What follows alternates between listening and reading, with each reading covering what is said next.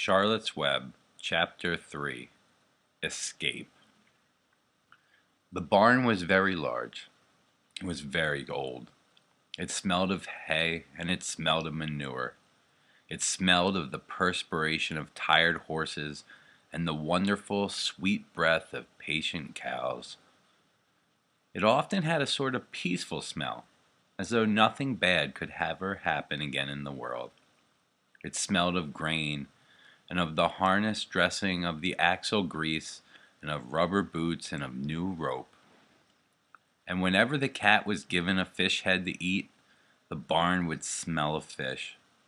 But mostly it smelled of hay, for there was always hay in the great loft up overhead. And there was always hay being pitched down to the cows, and the horses, and the sheep.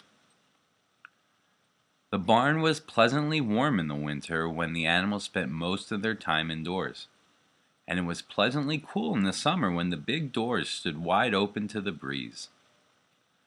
The barn had stalls on the main floor for the work horses, tie-ups on the main floor for the cows, a sheepfold down below for the sheep, a pig pen down below for Wilbur, and it was full of all sorts of things that you could find in barns. Ladders, grindstones, pitchforks, monkey wrenches, skiffs, lawn mowers, snow shovels, axe handles, milk pails, water bucket, empty grain sacks, and rusty rat traps. It was the kind of barn that swallows like to build their nests in. It was the kind of barn that children like to play in. And the whole thing was owned by Fern's uncle, Mr. Homer L. Zuckerman. Wilbur's new home was in the lower part of the barn, directly underneath the cows. Mr. Zuckerman knew that a manure pile is a good place to keep a young pig. Pigs need warmth, and it was warm and comfortable down there in the barn cellar on the south side. Fern came almost every day to visit him. She found an old milking stool that had been discarded, and she placed the stool in the sheepfold next to Wilbur's pen. Here she sat quietly during the long afternoons, thinking and listening and watching Wilbur. The sheep soon got to know her and trust her. So did the geese who lived with the sheep. All the animals trusted her. She was so quiet and friendly. Mr. Zuckerman did not allow her to take Wilbur out, and he did not allow her to get into the pig pen. But he told Fern that she could sit on the stool and watch Wilbur as long as she wanted to. It made her happy just to be near the pig, and it made Wilbur happy to know that she was sitting there right outside his pen. But he never had any fun. No walks, no rides, no swims. One afternoon in June, when Wilbur was almost 2 months old, he'd wandered out into a small yard outside the barn. Fern had not arrived for her usual visit. Wilbur stood in the sun, feeling lonely and bored. "There's never anything to do around here," he thought.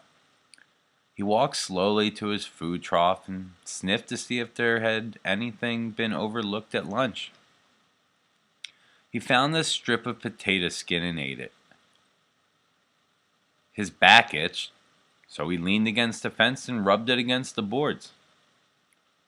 When he tired of this, he walked indoors, climbed to the top of the manure pile, and sat down.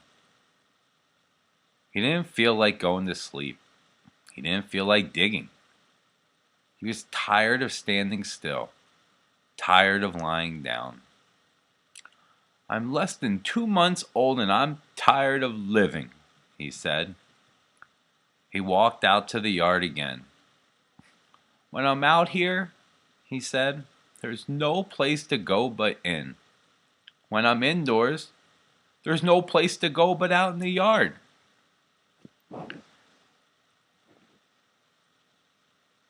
"That's where you're wrong, my friend," said a voice. Wilbur looked through the fence and saw the goose standing there. "You don't have to stay in that dirty little yard," said the goose, who talked rather fast. "One of the boards is loose. Push on it. Push on it, and come on out." "What?" said Wilbur. "Say it slower." At the risk of repeating myself," said the goose, "I suggest that you come on out. It's wonderful out here." "Did you say a board was loose?" That I did," said the goose. Wilbur walked up to the fence and saw that the goose was right. One board was loose. He put his head down, shut his eyes, and pushed. The board gave way. In a minute he had squeezed through the fence and was standing in the long grass outside his yard. The goose chuckled. "How does it feel to be free?" she asked. "I like it," said Wilbur. "That is, I guess I like it." Actually, Wilbur felt queer to be outside of his fence, with nothing between him and the big world. "Where do you think I'd better go?" Anywhere you like," said the goose. "Go through the orchard, root up the sod. Go down through the garden, dig up the radishes, root up everything. Eat grass, look for corn, look for oats, run all over, skip and dance, jump and prance, go through the orchard and stroll in the woods. The world is a wonderful place when you're young."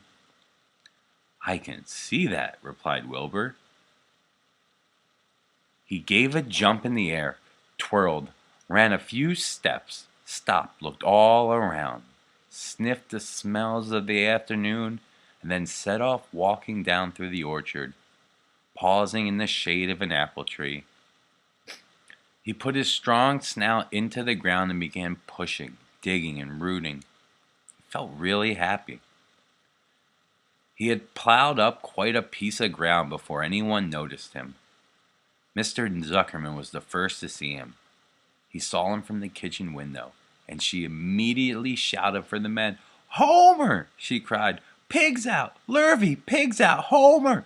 Lurvy, pigs out! He's down under the apple tree!" "Now the trouble starts," thought Wilbur. "Now I'll catch it." The goose heard the racket, and she too started hollering. "Run, run, run! Downhill! Make for the woods, the woods!" she shouted to Wilbur. "They'll never, never, never catch you in the woods!" The cocker spaniel heard the commotion, and he ran out from the barn to join the chase. Mr. Zuckerman heard, and he came out of the machine shed where he was meddling a tool. Lurvy, the hired man, heard the noise and came up from the asparagus patch where he was pulling weeds. Everybody walked towards Wilbur, and Wilbur didn't know what to do. The woods seemed a long way off, and, anyway, he had never been down there in the woods and wasn't sure what he would like it. "Get around behind him, Lurvy," said Mr. Zuckerman, "and I'll drive him towards the barn. And take it easy.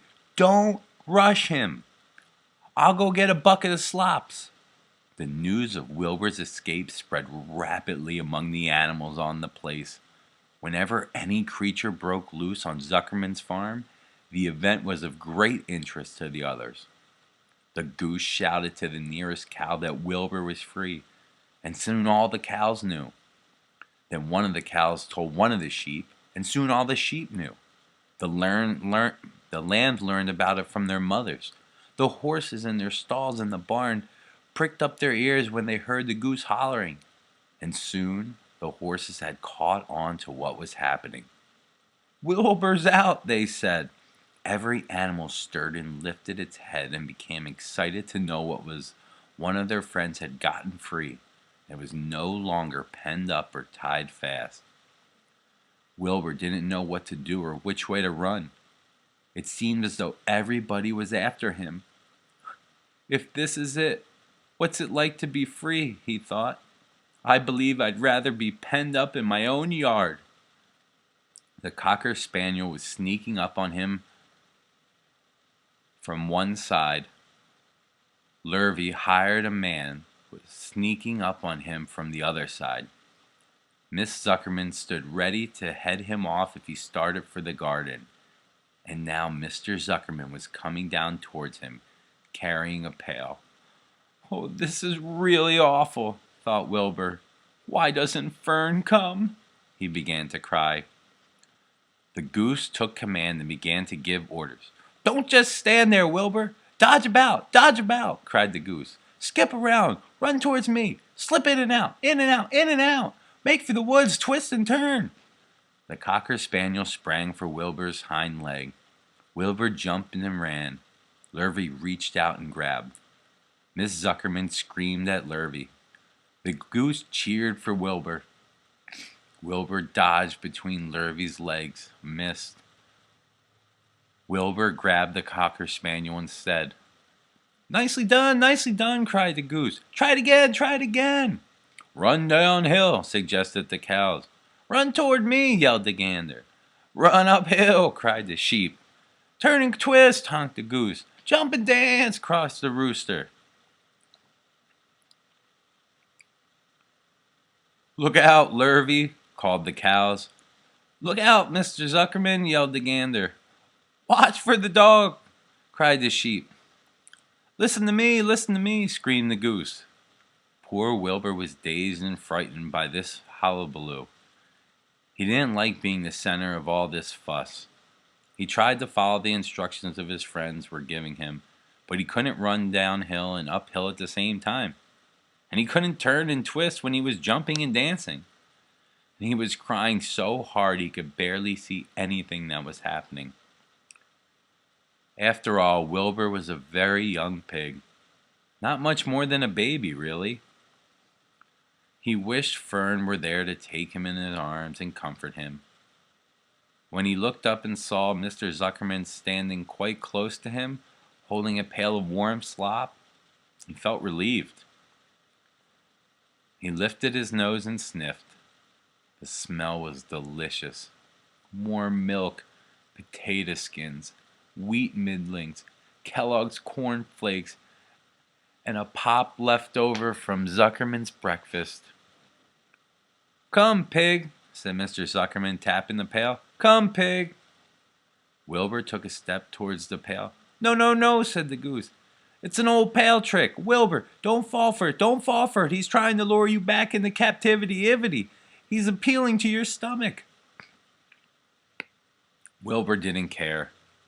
The food smelled appetizing. He took another step towards the pail. Pig, said Mr. Zuckerman in a kind voice, and began walking slowly toward the barnyard, looking all about him innocently, as if he didn't know that a little white pig was following along behind him. You'll be sorry, called the goose. Wilbur didn't care.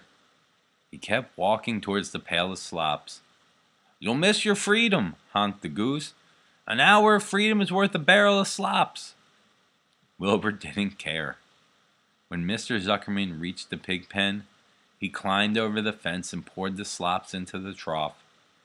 Then he pulled the loose board away from the fence so that there was a wide hole for Wilbur to walk through.